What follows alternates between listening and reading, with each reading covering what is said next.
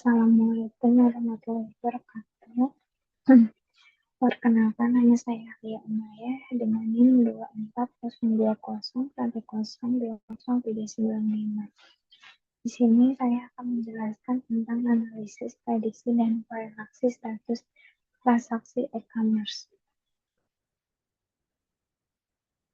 Yang pertama di sini ada latar belakang dan rumusan masalah, lalu ada metodologi CRISPDE, lalu ada dataset dan tool, lalu yang keempat ada data understanding dan preparation, lalu selanjutnya ada modeling, yaitu korelasi dan prediksi, lalu ada evaluasi, rekomendasi, dan kesimpulan. Nah, sebelumnya di sini saya akan menjelaskan tentang latar belakang. Bisnis e-commerce di Indonesia tumbuh sangat pesat dan menghasilkan volume data transaksi yang sangat besar setiap hari. Mencakup data pelanggan, produk, metodologi penelitian, hingga status pemetaan transaksi. Tanpa pengolahan yang tepat, big data ini hanya dapat menjadi catatan pasif.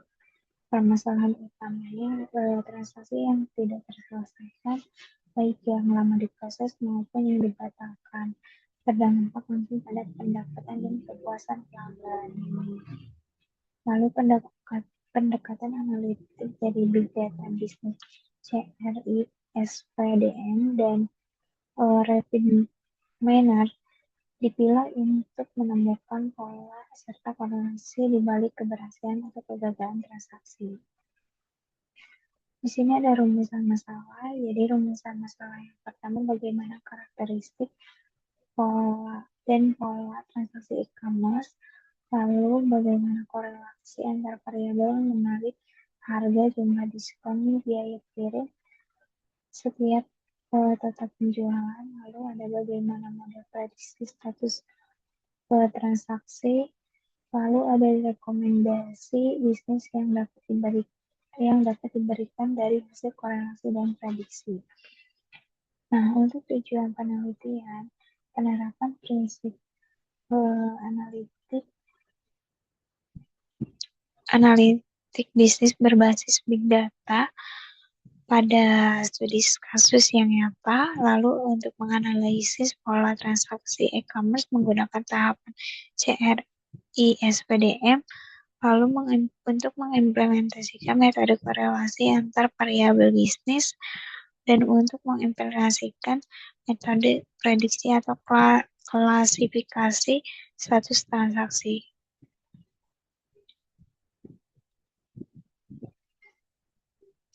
Next, di sini ada metodologi CRISPDM,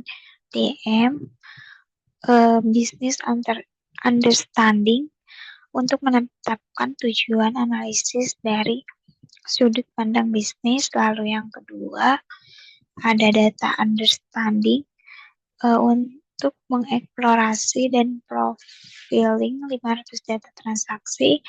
Lalu yang ketiga ada data preparation, yang keempat ada modeling, yang kelima evaluation, dan development.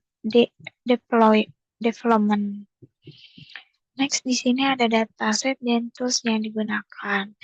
Nah, untuk datanya menggunakan 500 baris transaksi, lalu ada 16 kolom atribut asli, dan data ini digunakan dari Januari sampai Maret 2026, periode transaksi di 10 kota.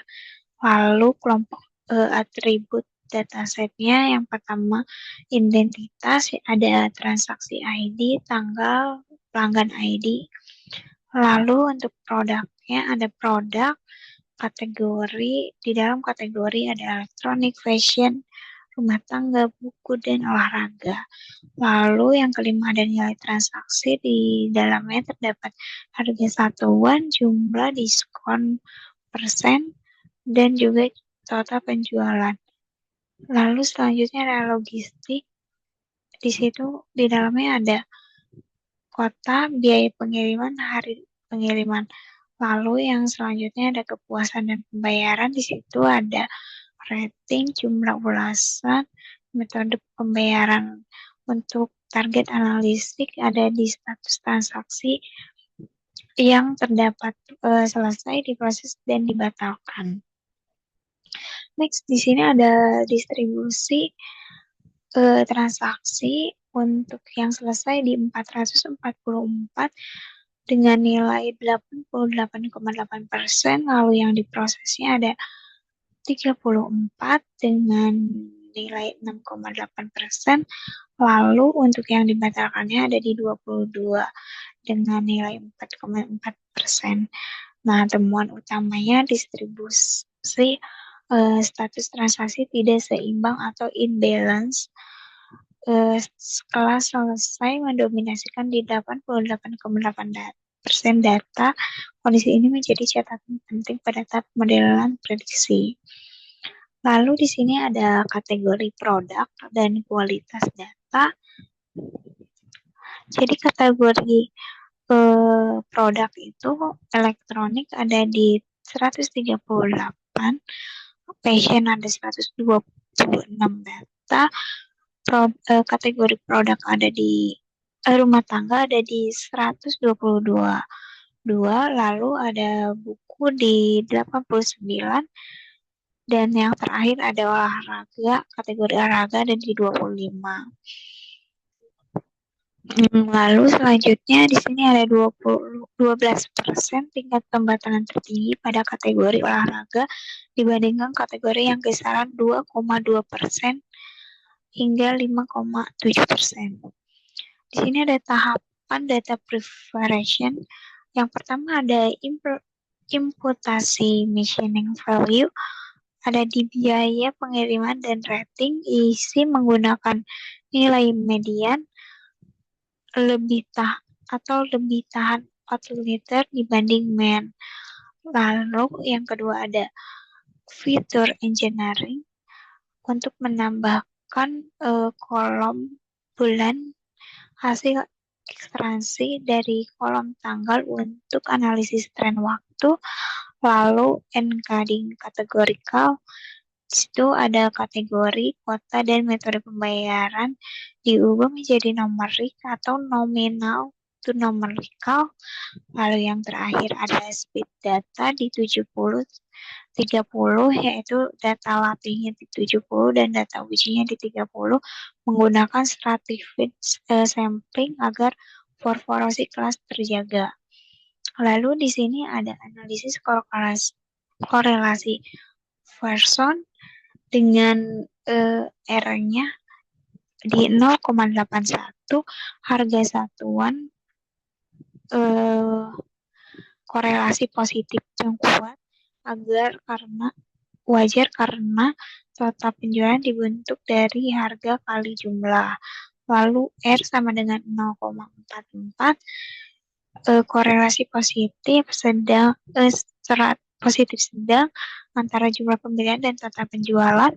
Lalu ada di R sama dengan ada di negatif 0,04, tidak korelasi, berarti diskon belum tentu mendorong kualitas pembelian. Next, di sini ada model prediksi decision try. Yang pertama, alur kerja rapid wine, split data, decision tree, lalu apply model, dan performance classification. Nah, di sini ada status target, ada target di status transaksi selesai, diproses dibatalkan dengan fitur kategori, kota, metode pembayaran, harga satuan, jumlah, diskon, persen, hari pengiriman, dan rating. Untuk tingkat penting variabel ada di satuan harga dengan 97% menjadi variabel paling dominan dan pembentukan model yang jauh melampaui daripada variabel yang lain. Next, di sini ada evaluasi performance model dengan akurasi 88,7%. Catatan evaluasi pentingnya, model cenderung diprediksi sehingga seluruh transaksi sebagai selesai sehingga recall class diproses dan dibatalkan sangat rendah. Akibat class imbalance dominan di 88,8%. Akurasi tinggi tidak selalu mencerminkan model yang baik jika distribusi kelas tidak seimbang. Disarankan oversampling atau evaluasi prevention, recall, dan skor per kelas. Next, di sini ada rekomendasi bisnis, evaluasi kategori olahraga, tingkat kebatalan tertinggi di 12%, perlu evaluasi stok, deskripsi produk, dan proses pengiriman khusus. Lalu perhatian pada transaksi yang bernilai tinggi untuk satuan harga paling berpengaruh terhadap status transaksi diterapkannya konfirmasi atau verifikasi ulang pembayaran. Lalu ada dievaluasi ulang strategi diskon, bahwa diskon tidak berkorelasi kuat dengan jumlah pembelian. Perlu ditinjaukan dari sisi core effectiveness. Lalu perkaya data kelas minoritas dikumpulkan pada data tambahan kelas dibatalkan dan diproses agar lebih tinggi andal mengendalikan pola kegagalan. Next, di sini ada kesimpulan. Yang pertama, dataset 500 transaksi e-commerce didominan selesai di 88,8% dengan kualitas data cukup baik. Terdapat misleading value kecil pada 2 kolom. Lalu yang kedua, analisis korelasi menunjukkan hubungan kuat antara harga satuan dan jumlah pembelian terhadap total penjualan, bahwa diskon tidak terbukti korelasi yang kuat. Selanjutnya ada model prediksi decision tree menggunakan akurasi 88,7%, namun performa tidak dominan kemampuan memprediksi kelas mayoritas akibat data tidak seimbang. Lalu yang keempat ada penerapan metodologi CRISP DM terbukti efektif memandu proses analisis big data secara sistematis. Nah, di sini ada saran. Yang pertama,